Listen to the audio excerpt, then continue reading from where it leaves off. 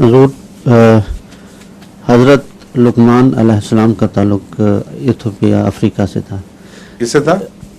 افریقہ سے، ایتھوپیا. کس نے بتایا آپ کو؟ یہ پڑھا ہے اس میں تفسیر صغیر میں. تفسیر صغیر میں جو پڑھا ہے اس کے ساتھ دوسرے ملکوں کا بھی ذکر اس کی ہے. بنیاد کیا ہے؟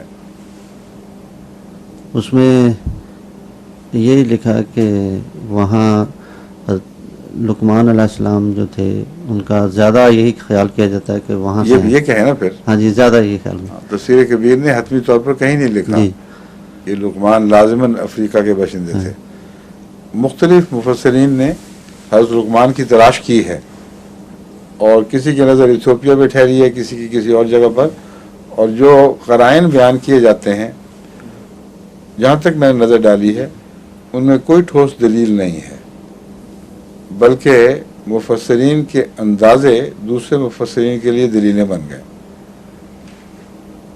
فلاں دیکھو فلاں مفسر نے بھی ذکر کیا ہے، فلاں نے بھی کیا، قرطبی نے بھی کہا، فلاں نے بھی یہ کہا. وہ ایک اندازہ چلا تو دوسرے اندازوں کے لیے سند بنتا چلا گیا. یہاں تک کہ آج کل کے زمانے میں اگر آپ کو 8-10 مفسرین کی رائے مل جائے تو آپ کہتے ہیں دیکھو ثابت ہو گیا. حالانکہ جو تاریخی حقائق ہیں وہ ثابت اس طرح نہیں ہوا کرتے. سوال یہ ہے کہ وہ پہلا جو مفسر ہے جس نے خیال اس کی کس ٹھوس بنیاد پر اس کا استنباط تھا.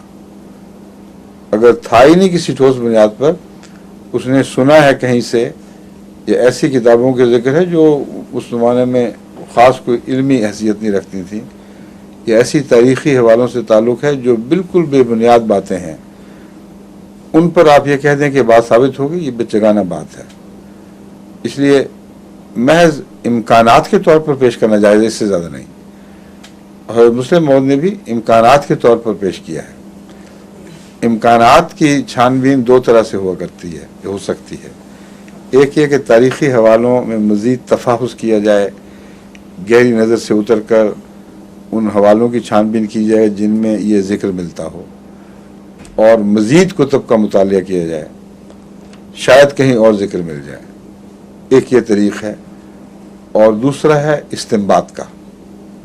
استنباط میں سب سے اعلیٰ طریق یہ ہوگا کہ قرآن کریم کے حوالوں سے اس کے گرد و پیش بلڈ کرنے کی کوشش کریں. اور قرآن کریم میں بہت سے ایسے لطیف اشارے ملتے ہیں جس کے اوپر غور کرنا شروع کریں تو گرد و پیش سارا روشن ہونے لگتا ہے. تو اس سے بہتر اور کوئی استنباط کا طریق نہیں ہے.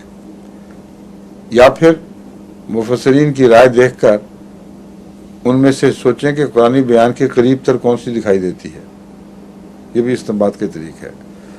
اس طریق پر میرے نزدیک حضرت لقمان کے اوپر کوئی ٹھوس کام نہیں ہے. سمجھ گئے؟